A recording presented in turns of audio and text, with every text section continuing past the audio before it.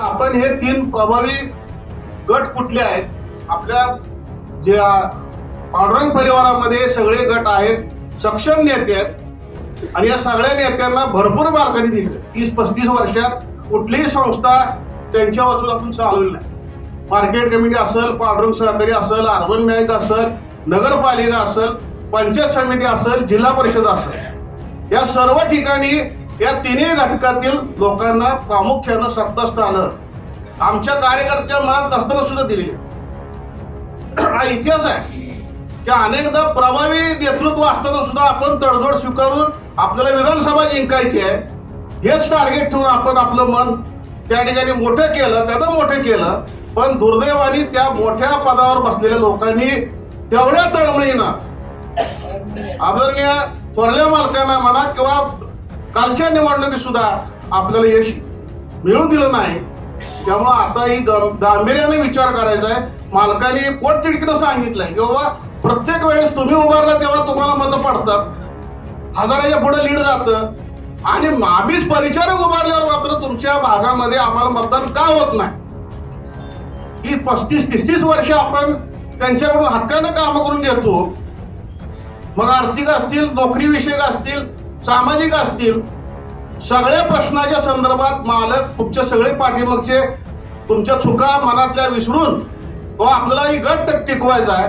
थोरल्या मालकानंतर त्यांची भूमिका ही खरोखर थोरल्या मालकासारखी आहे की सगळे बाबा मला ही सांभाळायचं आहे. मान अपमान सगळं मनाशी ठेवून. आता एक कार्यकर्ता माने बोलला की त्यांना प्रचंड त्यांची इच्छा आहे, त्यांच्या डोळ्याला डोळे लावून बघा, परंतु पोट तिडकीनं आपल्यावर जेवढा इफेक्ट होतोय तेवढा मात्र होत नाही. आपण तन मन धन सर्व रीतीनं सक्षम आहोत. फक्त आपण आपल्या पुरतं आपल्या निवडणुकीपुरतं न पाहता आता खरी वेळ आहे की आपण मालकासाठी काय करणार आहोत. परंतु आज फलटण मधले लोक काय म्हणते त्याचा विचार घेऊन मी भविष्याला निर्णय घेणार. तेव्हा आपण सुद्धा कार्यकर्त्यांनी काय न आपलं किंतु मला आपला नेता आमदार असं आपल्याला वाटतंय नाही.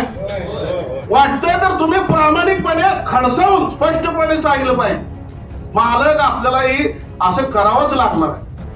मालक त्यांच्या परीने प्रयत्न करतील, भले अपयशीला आपण अपक्ष उभं, परंतु चालू जी प्रक्रिया तुम्ही ज्या माणसात कार्यकर्त्यात, कोण व्यापारी आहेत, कोण शेतकरी आहेत, कोण कर्मचारी आहेत, हे सगळ्यांना सर्व घटकांशी तुमचा विचारणं होत असतो, बोलाचाली होत असते.